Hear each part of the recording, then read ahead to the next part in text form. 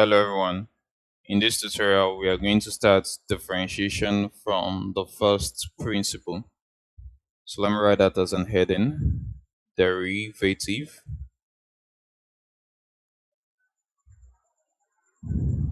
from the first principle. Now we're going to start from the basis. Let's assume that we have, let me say, y is equal to x raised by n.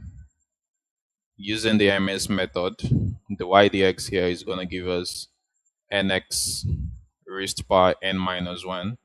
So that is the coefficient here is 1. 1 times n will give us n x. Then we subtract 1 from the power, which is n minus 1. Now let's assume we are to use the first principle to solve this question. If we have y is equal to x raised by n, now the first step in first principle is that we are going to add change in the independent variable and the dependent variable. So here we have y. Change in y is going to be delta y. So if we add change in y, what do we mean by change in y? Let me put it like this. This is change in y. We represent it as delta y, which actually means y2 minus y1. That's a change in y. Change in x is going to give us x2 minus x1. So if we're adding change in y to y, we are going to also add change in x to x itself. So we are not adding change in x to x raised by n, we're adding it to the x itself. So here, this will give us y plus delta y is equal to x plus delta x. So don't forget, that's raised to the power of n. So the next step is that you take this y to the other side, you leave this as change in y. So change in y here will give us x plus delta x raised by n minus y. Delta y here will give us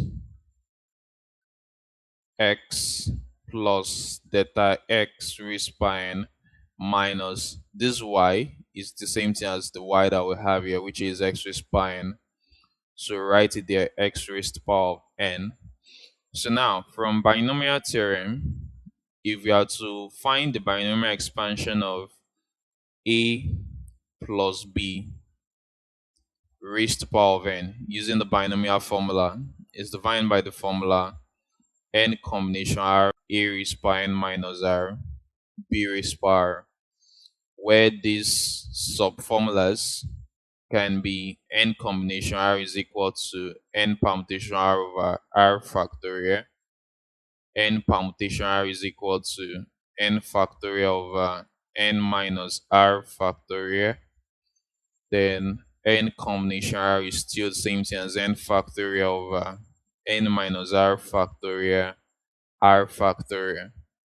So if we are to expand x plus delta x raised by n using the binomial formula for our first term,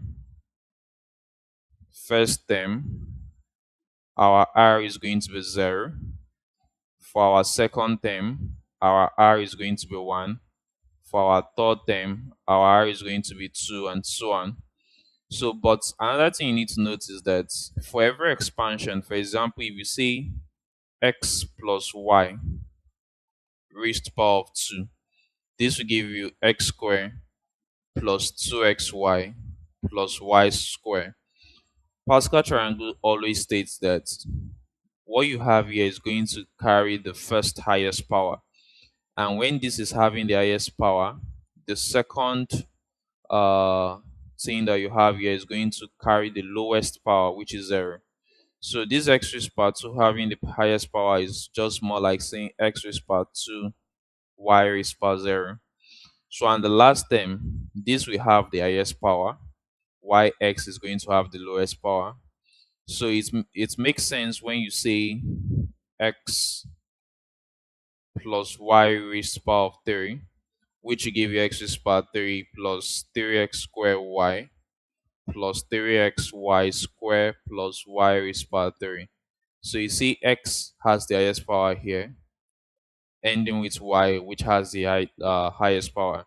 So here, what we can derive is that delta y will give us this x, we have the highest power, which is x raised to power n. Now, I'll use binomial formula to evaluate the other terms, and this is the formula we are using: n combination r a raised to power n minus r b raised to power.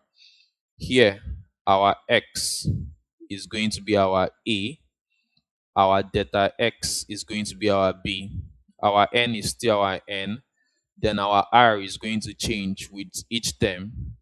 The term that gave us x raised to power n, your r is actually 0. So for your second term, your r is going to be 1. So we are going to have n combination 1 a x raised to power n minus r. So that's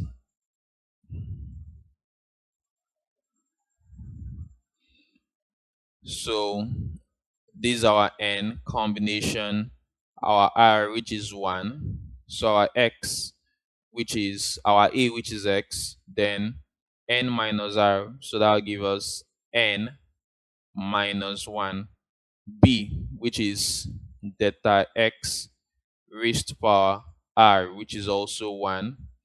Going to the next term, this will be n combination 2 x raised to power n minus 2 delta x raised to power 2 plus n combination 3 x raised to power n minus 3 delta x raised to power 3. So it keeps on going to infinity. But of course, we know that the last term is going to be plus delta x raised to power of n. Then we have this before, which is minus x raised to power n minus x raised to power n. So minus x raised to power n, x raised to power n minus x raised to power n will give us 0.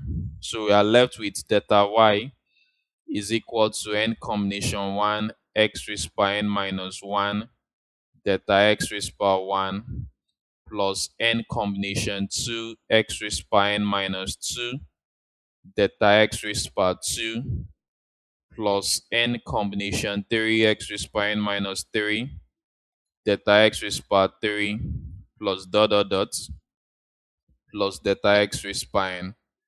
So if we before dividing through by the delta x, since n combination r is equal to n permutation of r factorial, what it means is that delta y here will give us n permutation 1 over 1 factorial, which is still 1, x raised to power n minus 1 delta x plus n permutation 2 over 2 factorial x raised to power n minus 2 delta x square plus n permutation 3 over 3 factorial x raised to power n minus 3 delta x raised to power 3 plus dot dot dot plus delta x raised to power n.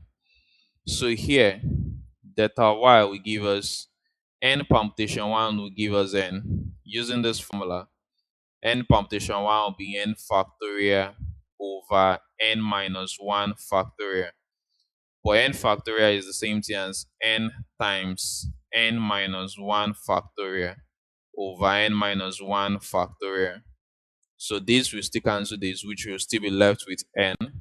So we have n times x raised to power n minus 1 delta x plus n permutation 2 will be n into n minus 1 over 2 factorial, which is 2, x raised to power n minus 2 delta x square plus n into n minus 1 n minus 2 over 3 factorial, which is 6 delta x raised to power 3 plus dot dot dot plus delta x raised to power of n.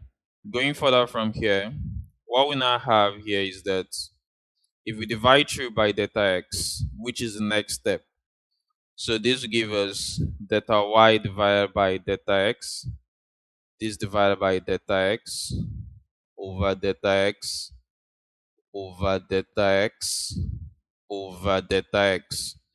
So delta y over delta x is going to give us nx raised power n minus 1 plus n into n minus 1 divided by 2 x raised power n minus 2 delta x plus n into n minus 1 n minus 2 divided by 6 delta x square plus dot dot dot plus delta x raised power n over delta x.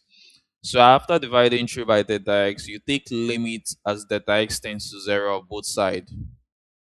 Limit of delta x tends to 0. Limit of delta x tends to 0.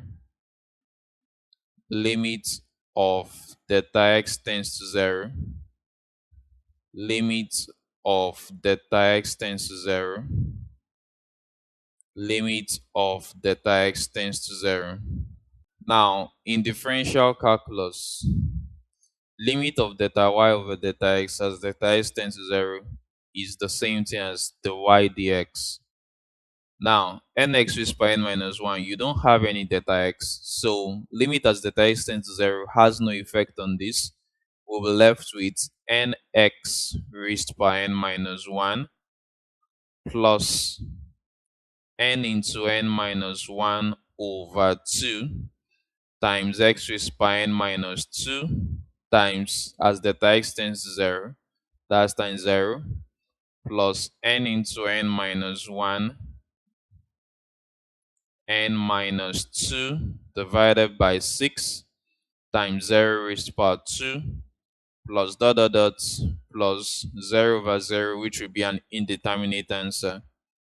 So here the y dx will give us nx raised to power of n minus 1. Every other element here which is tending to infinity is going to give us 0. So which is the final answer for the derivative of y is equal to x raised to power of n. So we are going to do another example now. So in the example we just finished, with differentiated y is equal to x raised power n. Now let's take it to a very much simpler function. Let's say we have y is equivalent to x squared. Now, and we have to find the y dx using the first principle. So of course, you know that if you use MS method to solve this, your the y dx will be equivalent to 2x. So now let's use first principle. The first step, we are changing y and changing x to both sides. So this will be y plus delta y is equal to x plus delta x raised to the power of 2. So delta y will give us x plus delta x raised to the power of 2 minus y. So delta y is going to give us x plus delta x raised to the power of 2 simply means x plus delta x times x plus delta x. So this will give us x squared plus 2x delta x plus delta x raised to the power 2 minus y. So delta y will give us x squared plus 2x delta x plus delta x squared minus y is what? X squared. So this is minus x squared. So delta y will give us x squared minus x squared, that will give us 0. So we are left with 2x delta x plus delta x raised to the power of 2. So if we divide through by delta x, we'll be left with delta y over delta x will give us 2x plus delta x. So limit as delta x tends to 0, limit as delta x tends to 0, limit as delta x tends to 0. So limit of delta y over delta x as delta x tends to 0 will give us the y dx is equal to, now we don't have any delta x here, so it means delta x tends to 0 is not going to have any effect. So this will be 2x plus, when delta x tends to 0 here, you substitute 0, so that will give us 0. So the y dx is going to give us 2x. So when you find the derivative of y is equal to x squared using the first principle, your the y dx is going to give you 2x. So we'll continue from here in the next tutorial. That is all we have on derivative from the first principle.